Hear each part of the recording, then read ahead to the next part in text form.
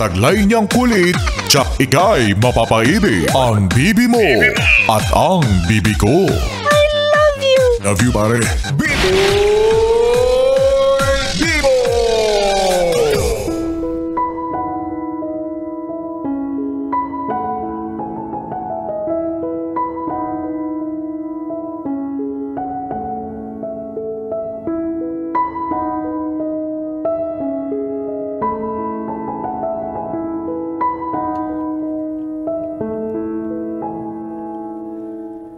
Bibi, naranasan mo na bang mabudol, maskam, maisahan, malinlang, o sa madaling salita, maloko? Lahat naman siguro tayo sa buhay natin, minsan na nating naranasan to. Isang bagay na mahirap iwasan, mahirap ilagan. Lalo na kung yung panloloko ay magmumula sa isang tao na hindi mo inaasahan. Isang tao na pinili mong papasukin sa buhay mo kasi akala mo magiging tapat siya sa'yo. Pero isang araw, bigla ka na lang natauhan. Para kang binuhusan ng malamig na tubig nang malaman mong yung taong pinakamamahal mo ay sa iba na umiibig. Ang dami mong tanong gaya ng bakit, paano at kailan. Bakit niya nagawa yun sa'yo? Gayong wala naman siyang ibang ginawa sa relasyon ninyo kundi ang mangako na kailanman ay hindi kanya ipagpapalit at iiwan.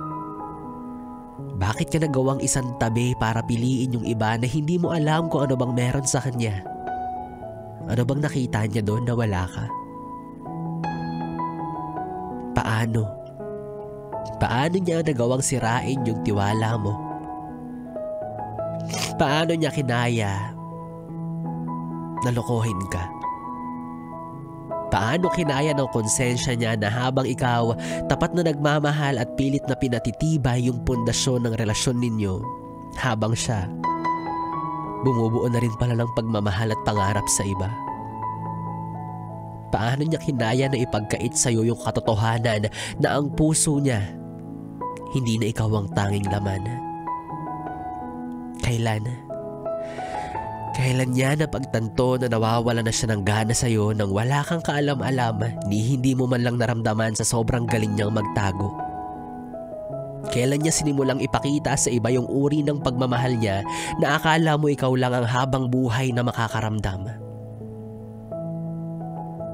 Ang sakit, no?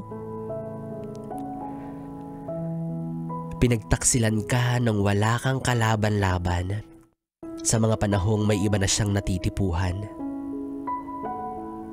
Bakit naman ganun? Paano ka na ngayon? Kailan ka makaka-move on? Hindi natin alam. Pero sa ngayon, ang bukod tanging alam mo lang, hindi na siya kasing init ng kape at daig pa niya yung gatas na walang asukal sa sobrang tabang. Hayaan mo na siya.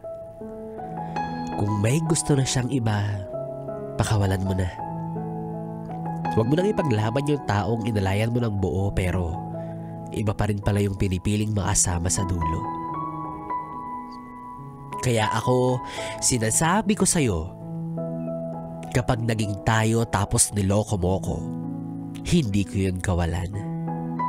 Habang buhay mong pagsisisihan na minsan sa buhay mo may jowa ka ng gwapo pero pinili mo pa rin sumama sa basagulero. Charot.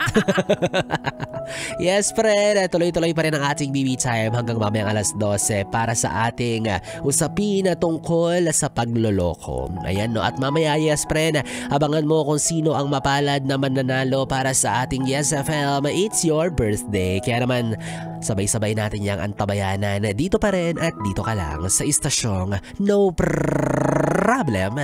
Ang 101.1 Yes FM Solid. 101.1